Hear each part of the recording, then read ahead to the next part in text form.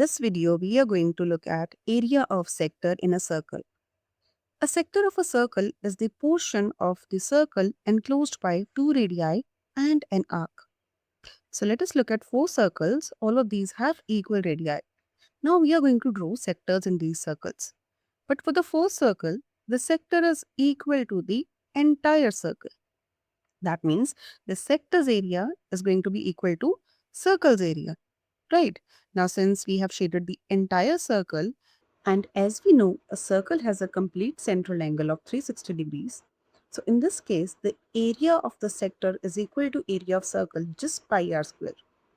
In the next circle, this is the sector.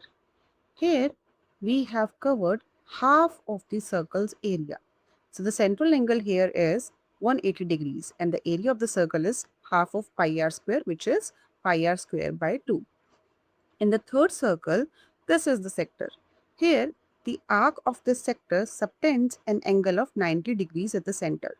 And the area of this sector is 1/4 of pi r square, which is pi r square by 4. Lastly, this is the sector. Here, the arc of the sector subtends an angle of 60 degrees at the center. So, the area of this sector is 1/6 the area of circle, that is pi r square by 6. Let us now tabulate our observations. So, sector A1, the measure of the arc of the sector was 360 degrees. Theta by 360 is 360 by 360, that is 1. And the area of the sector was 1 into pi r square, right?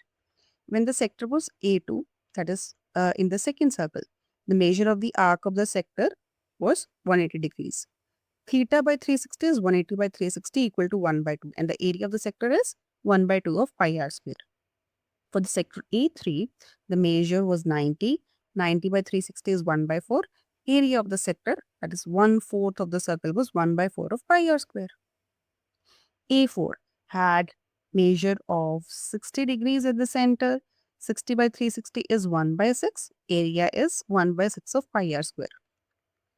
Now, if you look at this pattern, you will see that area of any sector within a circle when the arc of that sector subtends an angle of theta at the center is theta by 360 into pi r square.